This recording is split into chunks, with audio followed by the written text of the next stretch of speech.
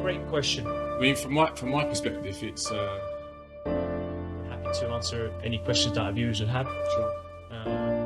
Number one city for nomads to work and live.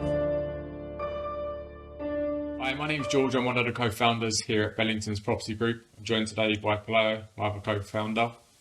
Today we're just going to be discussing a little bit about our previous video from our project in Malaga.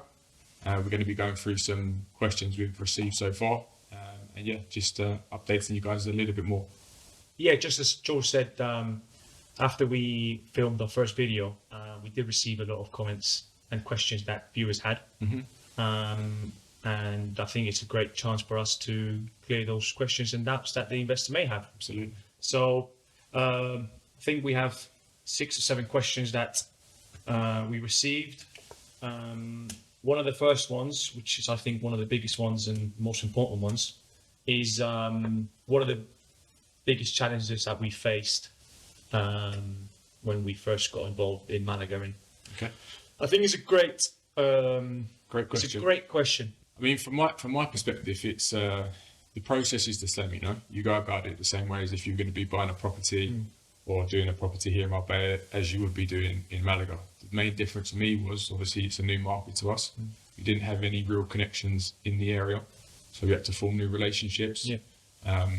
So we didn't maybe have to rely so much on our own intense knowledge of the market at that point. So a big part of it was obviously forming relationships in the area. So yeah, that was obviously one of the It's as you just said, it's quite an upcoming market right now, and once the investors do get involved and see it firsthand, you'll see a lot of properties that have been abandoned and left behind. Whereas Marbella is very quite developed already. Sure. Malaga is sort of uprising and up and coming in, and has great potential, huge potential. Sure.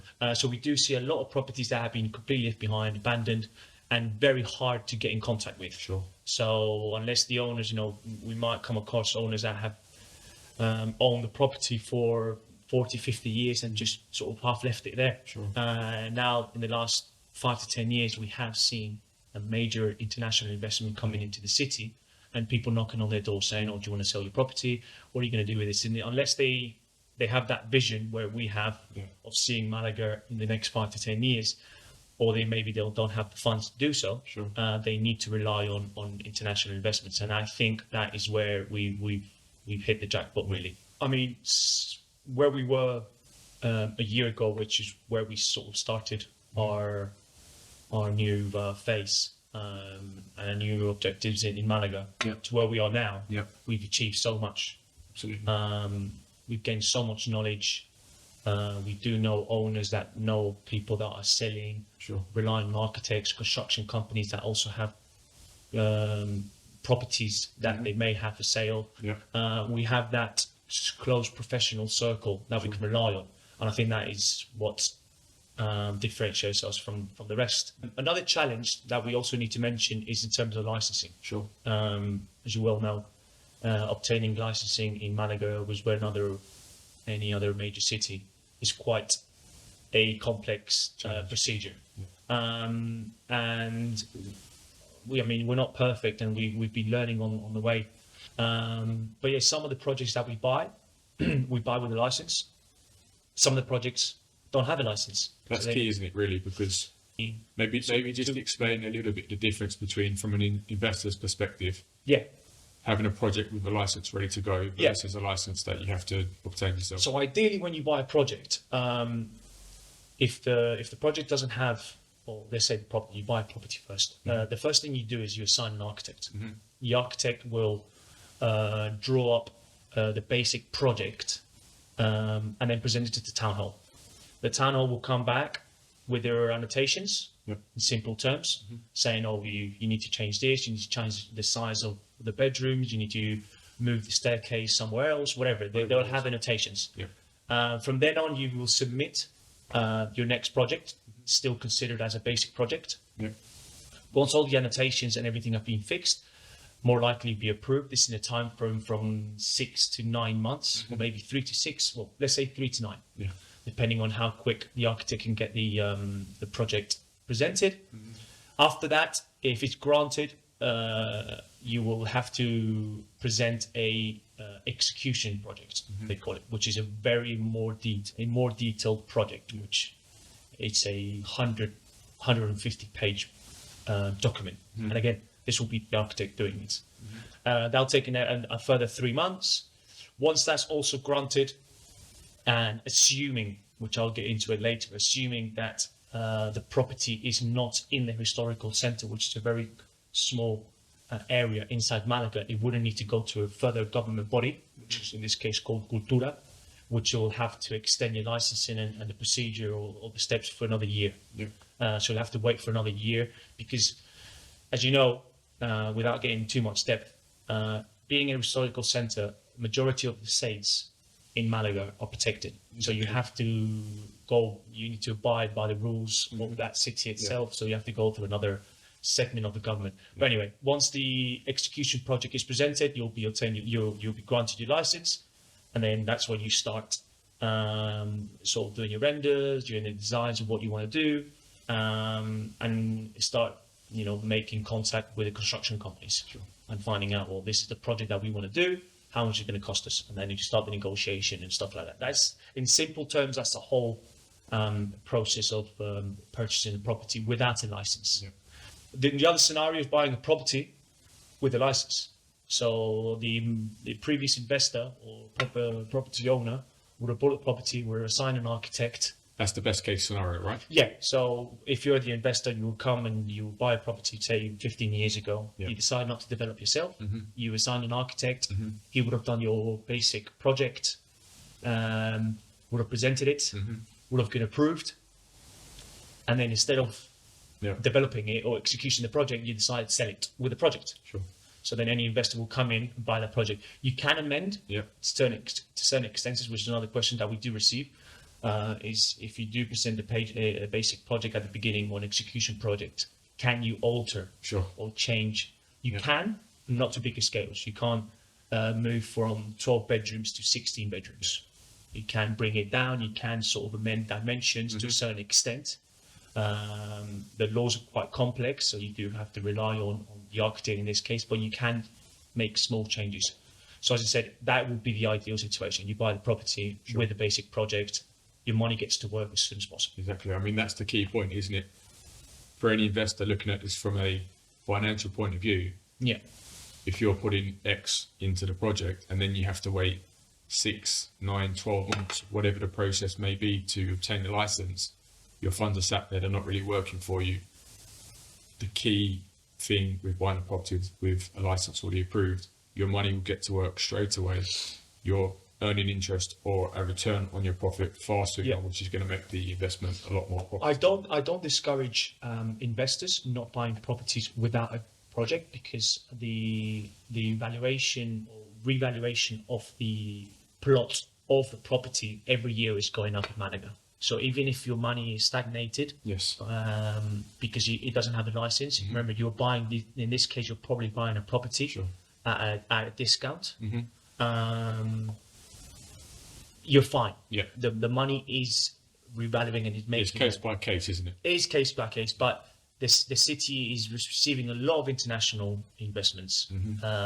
The square meter price per square meter of the plot or the building itself, without doing anything, it's already revaluing and increasing in price. So it's not the worst case scenario. Let's say, for example, one of the properties you're trying to purchase does have a license attached to it. Would that license expire, or? Once it expires, you can renew it automatically. It doesn't need to put a date. The problem with these properties in Malaga, they're in the ones that we are investing in, or the ones we're suggesting to our clients, are in very poor conditions. So in terms of health and safety reasons, they have to be tackled and addressed as soon as possible. So the town hall may tell you, submit a notice that you have to execute the project as soon as possible before it collapses, for example. So you do come across that. But the expiration, in terms of the expiration, is not an issue. Once it expires, you renew your license. It's not a big sum of money, and you start. You can start. It's pretty much the case that if a property has already been approved to project previously, even if you wanted to go in and amend the project slightly, move some interior walls around and stuff like that, it's very likely that that's going to be sort of there for the foreseeable future. So one of the questions that we received, I think we've touched on it on the previous one, was they've asked us what is a typical time period for any project, or in this case for Coronado project. Okay. Time periods, they're obviously dependent, like you said, on if you buy the property with a license or not. So in the case of Coronado, with the license already approved and granted, which is key, it dramatically speeds up the process. So once everything's been sort of ticked off, signed off by the architect, I mean, it's a pretty straightforward process at that point. Fees are discussed with construction companies, all of that's decided upon. We're typically looking at maybe a 9 to 12 month complete finished project at this stage, so we're looking to get a team in place that can sort of dramatically speed up the process of this. We don't want our investors to be sat too long on this particular project. We're quite keen to turn this around. So anywhere between sort of 9 and 12 months. Yeah, since the day the door opens, the construction company gets in and starts to demolish it, to doing the open house or open building, or showing the first property. We would like to get it finished in less than 12 months. I think the third question that we received was, what are the biggest differences between Malaga and Marbella? It depends from the perspective you're coming at this as an investor, or looking to move into the area. Even the job opportunities. If you're in the tech world or any other industry that Malaga are trying to bring to life again and attract those talents into the city centre, Malaga will probably be the option for you. I mean, there's definitely more job opportunities in Malaga, for example.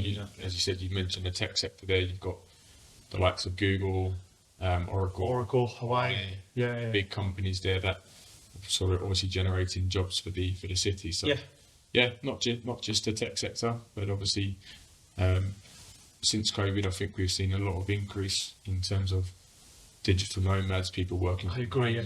Working remotely, don't necessarily have to be based in the same country where they're working from. So that's a big factor. I think we decided to get ourselves involved in the Malaga's industry, let's say, or market, more on the potential side. We recognise that Marbella has limited options now. It's quite saturated. There's still great investment opportunities, but they're very hard to find in comparison to Malaga. I think I don't want to offset Marbella whatsoever, but it has become a crowded trade in Marbella, whereas Malaga is up and coming now, rising, new investments coming in and great opportunities. That is, I think, for us, and maybe the viewers are trying to realise, as an investor, Malaga's up there. For me, is one of the biggest cities to invest in right now. As a digital nomad, young entrepreneur, again, Malaga is also a great option. The fourth question that we received was, what cost taxes will be incurring if I was to buy a property in Malaga? Well, the costs are probably the same as in Marbella. The laws or the rules. The laws and the rules are exactly the same. But I think what the viewer or the individual that is trying to ask a question means in both terms, not just in Malaga. You'll be incurring a fixed 7% transfer tax, let's say in standard terms. Then you'll be your notaries, or stamp duty another 1%, and your lawyer fees another 1%. In total, we like to calculate at least a 10% cost when purchasing a property. That would be for the standard property, a resale, let's say. If you were to buy a building or a property that has been demolished or in very poor conditions, like the ones that we are... Coronado, for example. Is that if the property is inside an SL, which is a limited company for any viewers in the UK, is inside, and the company is in those conditions, you'll be incurring a VAT tax on top. Okay, instead of the transfer tax, you'll be incurring a 21% VAT. Okay, the good thing about the VAT is that it can be offsetted with your costs. As transfer tax couldn't be. Exactly. So transfer tax is a fixed cost that you can't offset, whereas VAT, when you buy the property of 21% on top of the property price, you can offset it. Just remember, VAT can be offsetted, transfer tax can't. It will obviously depend what conditions the property is in, if it's held inside an SL, Yeah. and if it's not. In this case, for example, the second property that we purchased, it was in the same conditions, but it wasn't held inside a limited company or an SL in this case. So we had to pay transfer tax. Sure. Our investor was eager to buy with obviously VAT, because it would be incurring a lot of VAT when paying out to the construction companies and other services, even the architect fees incur also VAT. So those things you can offset each other. Exactly. So those will be the standard fees that you will be incurring. And again, this is not a professional advice. This is a recommendation. These are the simple terms that we come across quite often. Yeah. We do work with a small team of experts in the financial industry that will be able to assist you in any matter in this case. So yeah, if you do have any more questions, please feel free to come through. Just a small note that I want to clarify as well.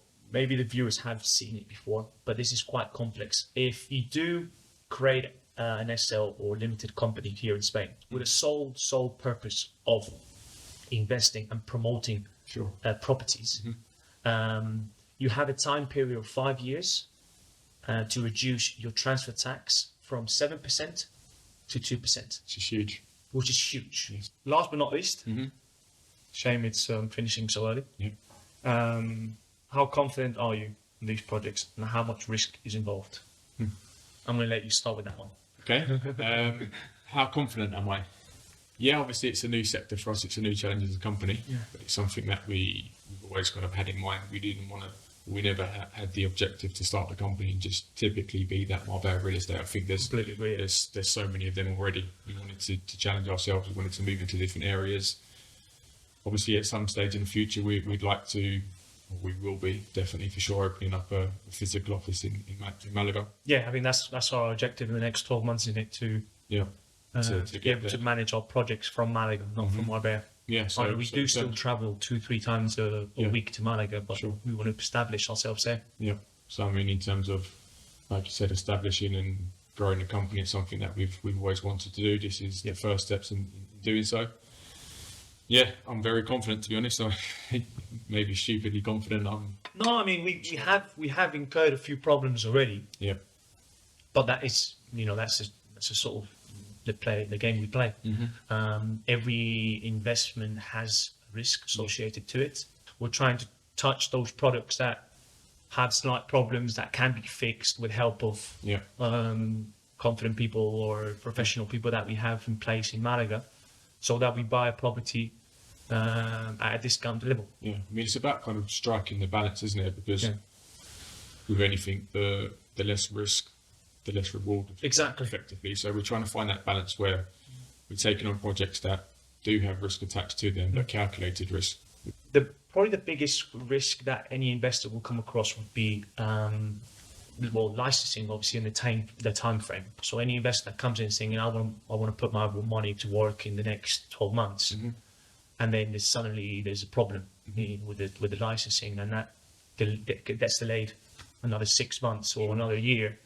I think that's one of the risks. You're not in a risk of losing your money or anything like that. It will be more in the time frame that you have in mind. Yeah. On that, we have received, as you well know, last week a major restructuring in the town hall. Let's say, in terms of licensing. We were victims of a, how can I rephrase? Outdated mentality. Yes, outdated mentality where all the projects from a small restructuring or a small refurb of a kitchen to a major 112 apartments project in the same city centre will be sent to the same government body or the same department inside the town hall. That's effectively why the waiting period is so long for licensing, because there's so many projects.